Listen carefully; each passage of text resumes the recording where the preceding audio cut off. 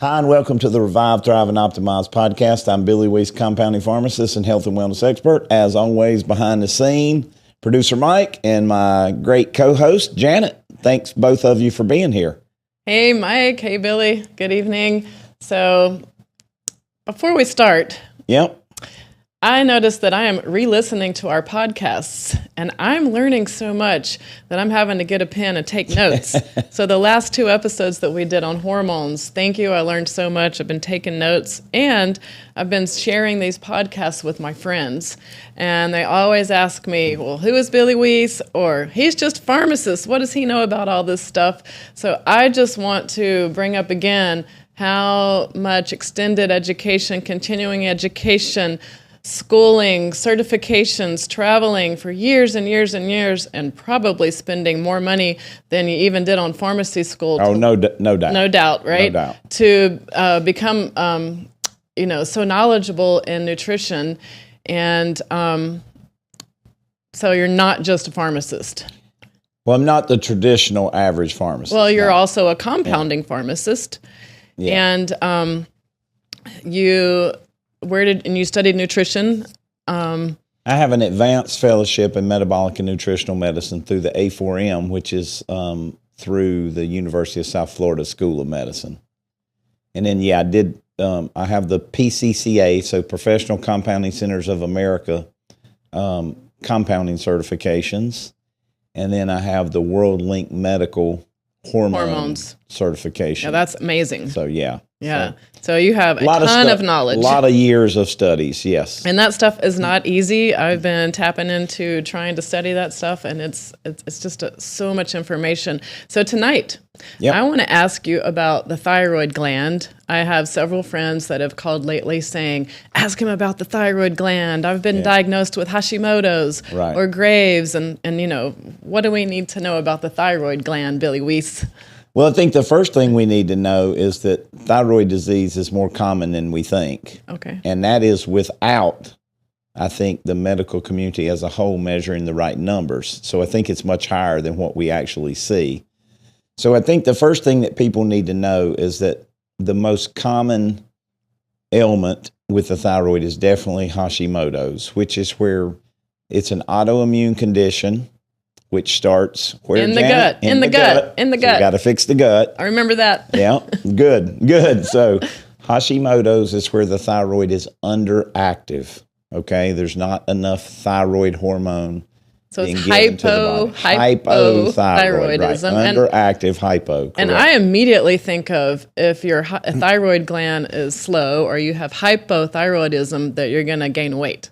You are going to gain weight in most cases, for sure. You're going to see your blood sugar increase. You're going to see your cholesterol increase. You're going to see your energy decrease. You're going to see your fat increase. So it's very important, because the way that I like to talk about it is the thyroid is the gas pedal of the vehicle.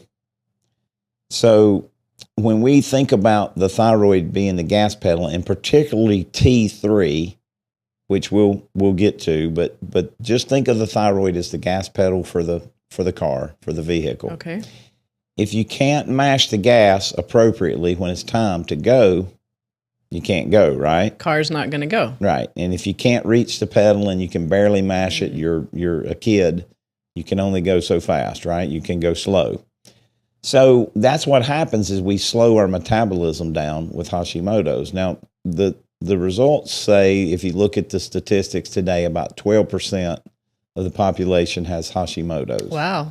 That seems like a big number, but I think it's much bigger. Oh, yeah. And I'll tell you why. Undiagnosed, maybe? Undiagnosed or misdiagnosed, because what happens is, most commonly, the only test that is typically done for the vast majority of people through the standard medical is a TSH. Thyroid stimulating hormone. Correct, exactly. Thyroid stimulating hormone. That is a signal from the brain to the thyroid. So thyroid stimulating hormone is the brain saying, hey, thyroid, stimulate more hormone. So that measurement with Hashimoto's will rise. The TSH will go high, okay? Which means that the brain is signaling, I don't have enough thyroid, make more. So it's a It's an inverse correlation. The higher the TSH, the lower the actual thyroid hormone inside the body. And when you're saying thyroid hormone, are you talking T3? We're going to get, that's where we're going. And this is why I think it's so underdiagnosed. Okay, you guys get out your pens, take notes. This is really important. And this is something that the standard medical community just does not do and doesn't understand. And it's just not taught very well to them, I think. So when I talk about TSH, that's the most common measurement.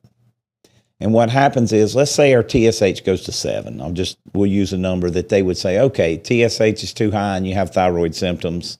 Your hair's falling out, you're constipated, you're cold when you shouldn't be, your skin's dry, those kind of things. The eyebrows are thinning. So we need to treat your hypothyroid, your low thyroid, even though your TSH is high or hyper. So it's an inverse relationship. Remember, it's the body saying we need more thyroid, more thyroid, more thyroid. So are they pushing the gas pedal and then nothing's happening? Well, they're not going to push the gas pedal. That's the problem. Oh. So most commonly they use a T4. You mentioned it just a minute ago, levothyroxine or Synthroid. Okay?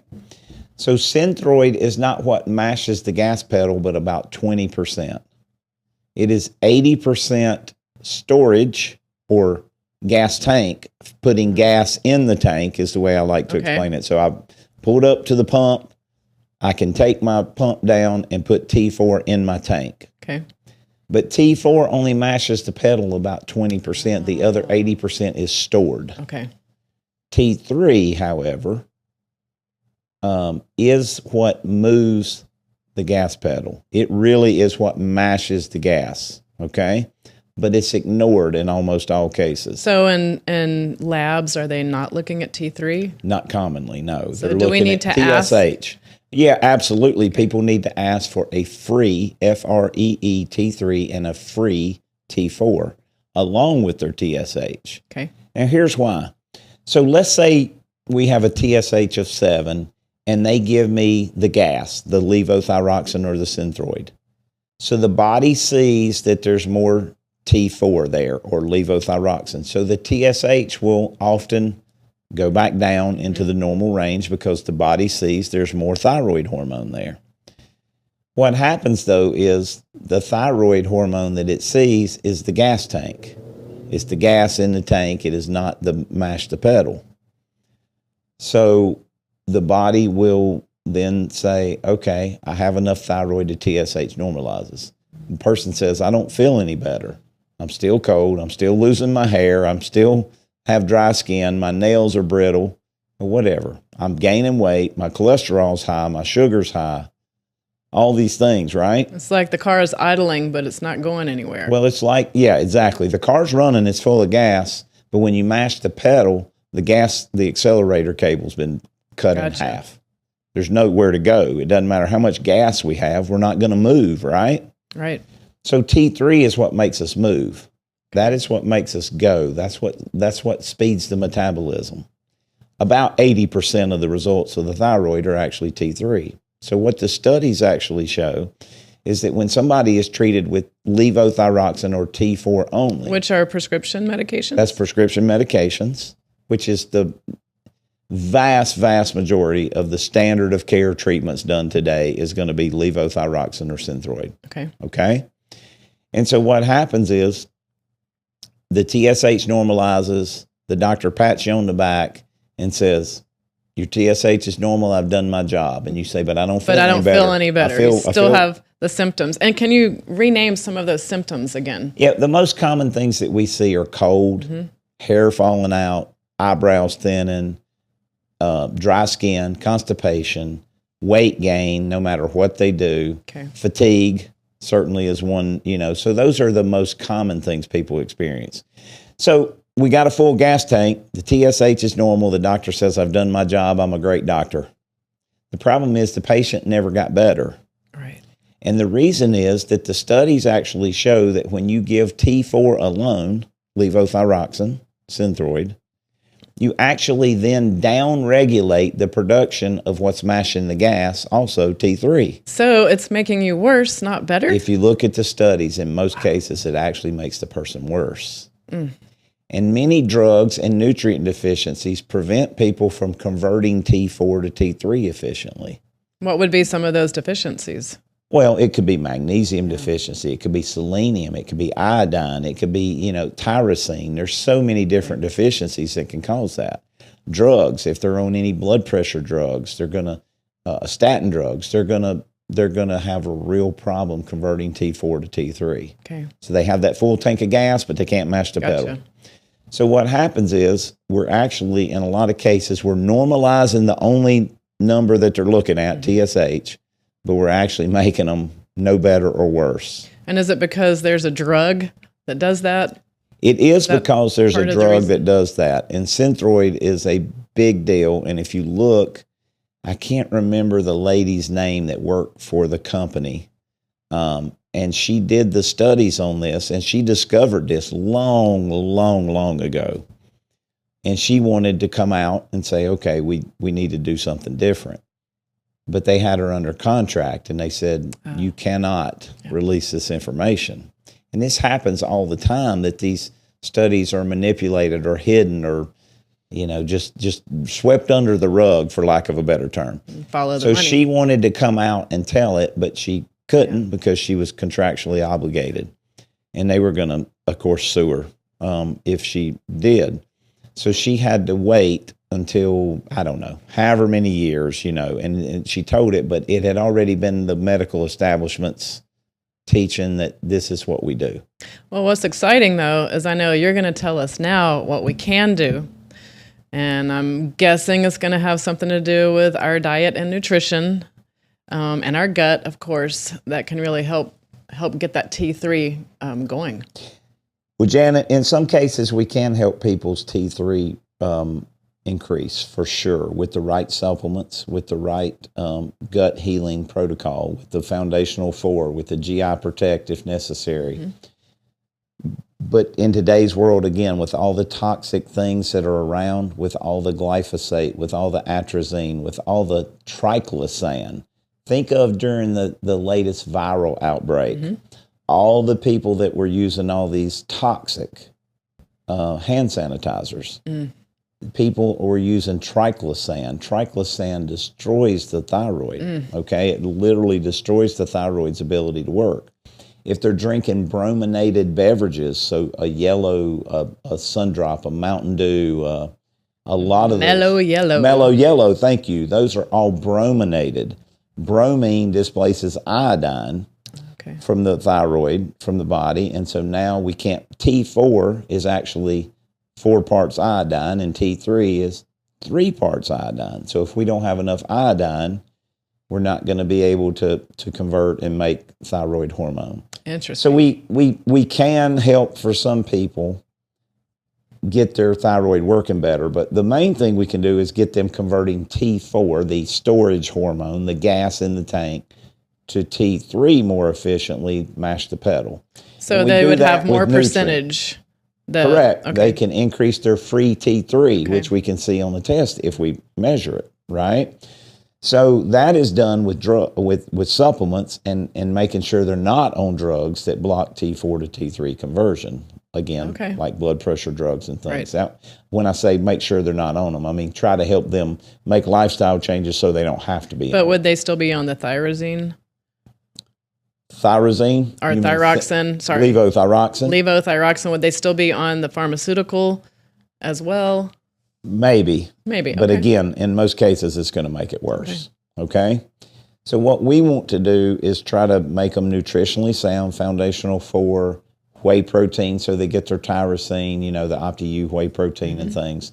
And then we want to replace, if need be, their thyroid, but we want to use a T3, T4 combination, not just a T4, not just a gas. Okay, so say that again. This sounds really important. We want to make sure that we're using a T4, T3 combination to replace their thyroid and not just T4, not just levothyroxine or Synthroid. And we most commonly do that with compounded porcine thyroid. And it not only contains T3 and T4, but it also contains T2 and T1, which are very important, but they're not measured. There's no measurement for them. But they're found naturally in our thyroid production, and they're found naturally in the porcine, the pig, thyroid production. The pig thyroid, well, the pig's anatomy, period, mimics the human's very closely. Wow. So porcine thyroid really seems to work well for people. We've been doing it for decades with tremendous results. And this is something that you compound. It is something. We do a lot of these compounds, and people will feel it. They'll know it.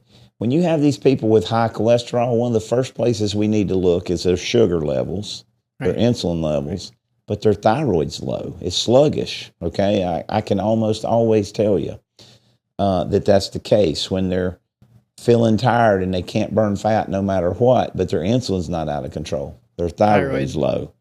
And so we see it, and it's just more and more common. Like I say, they say it's 12% of the population. I think it's much higher, and that's without measuring T3, free T3. I think if we were measuring free T3 and optimizing it, not just normal levels, we've talked about how the reference labs are woefully for sick people, even then. But we maximize or optimize people's T3, then we see them feel better and get better. So you brought up a really important point, Graves' disease.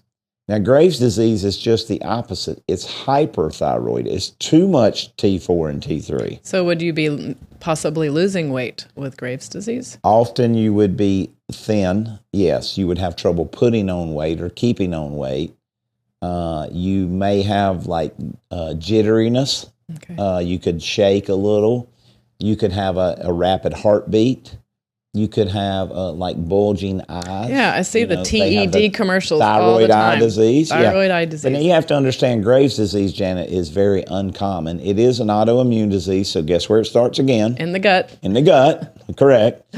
But Graves' disease is about 1% of the population. Versus 12%. Versus 12 or more. Again, I think it's probably more. For Hashimoto's. Yeah, for the Hashimoto's, yeah. But Graves' disease can cause, again, we talked about the tremors, the higher heart rate, the weight loss that they just can't gain weight back, the thyroid eye disease. But what you find in all the studies is almost no matter how high you dose somebody with porcine T4 and T3, because it has the T2 and T1 also, we don't get any of those side effects. Even if we go what we'll call super physiological levels, right?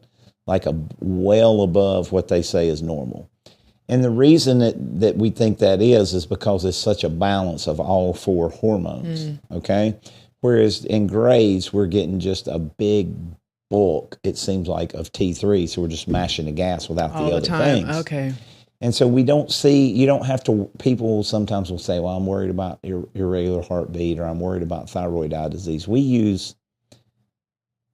we compound, we have some providers that have been through the same World Link Medical and seen the same studies that I have.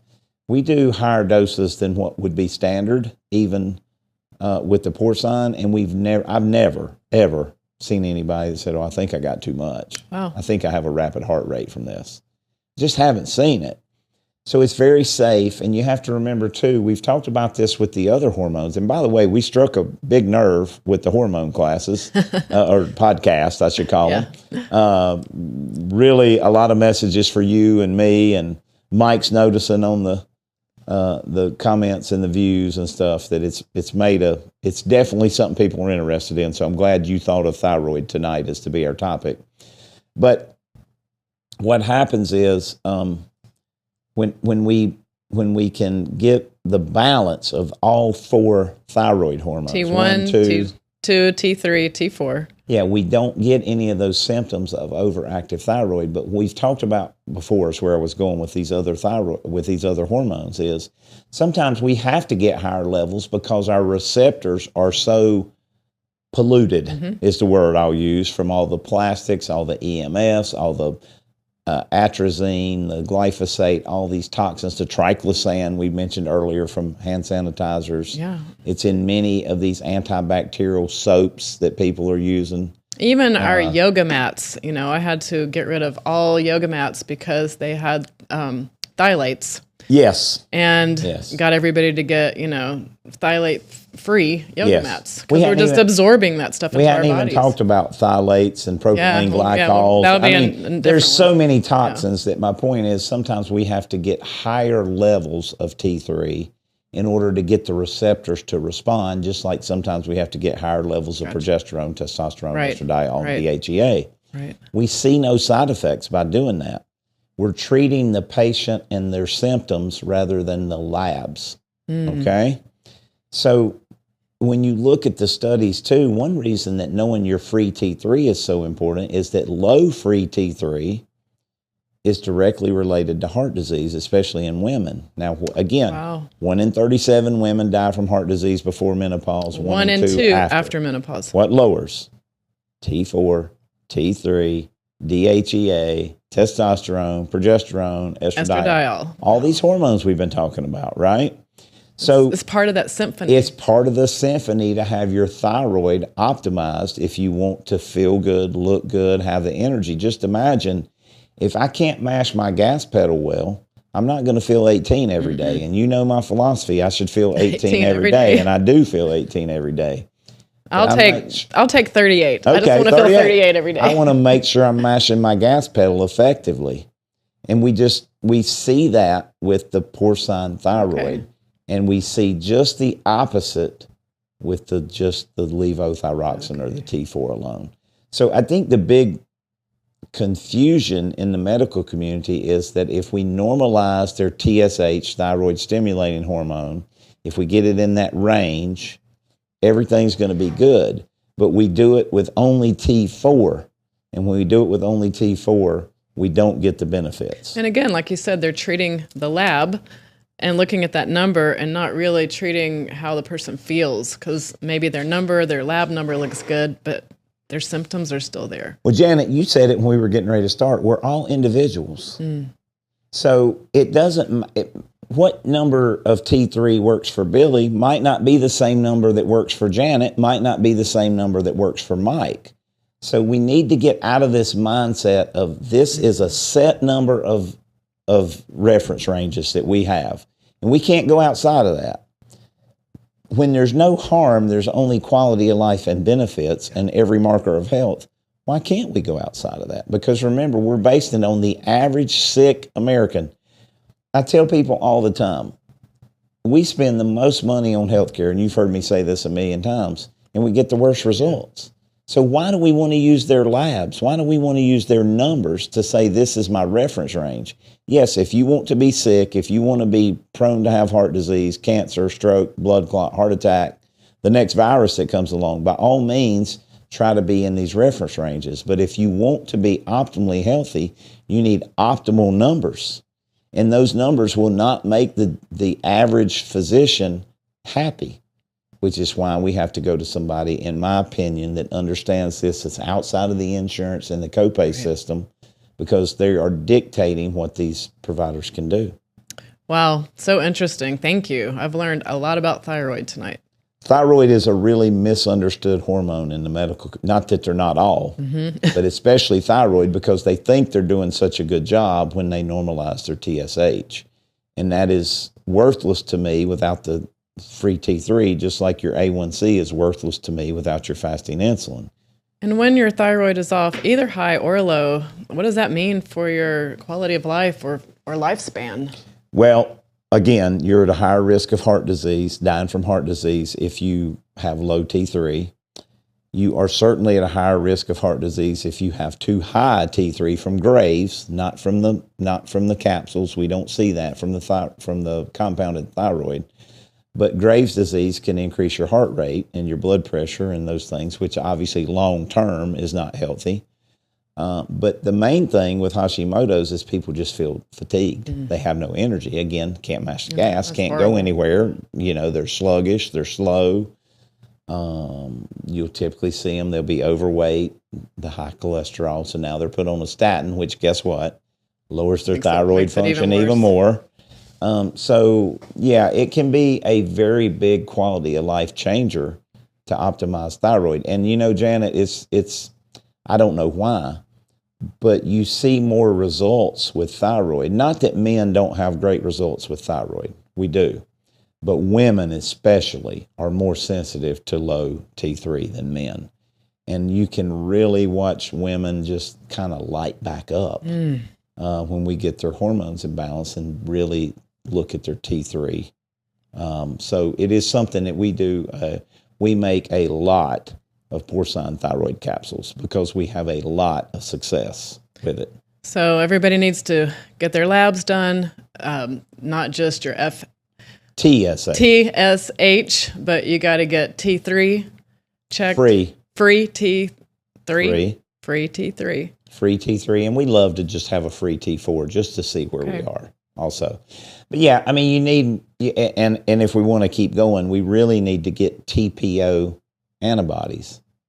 TPO, thyroid peroxidase antibodies measured also, because that can tell us a lot about how much autoimmunity is involved, which tells us a lot about their gut health. I was going to say that goes back to the gut. That part I know. To the gut, which is again why the foundational 4 are so critical. Yeah.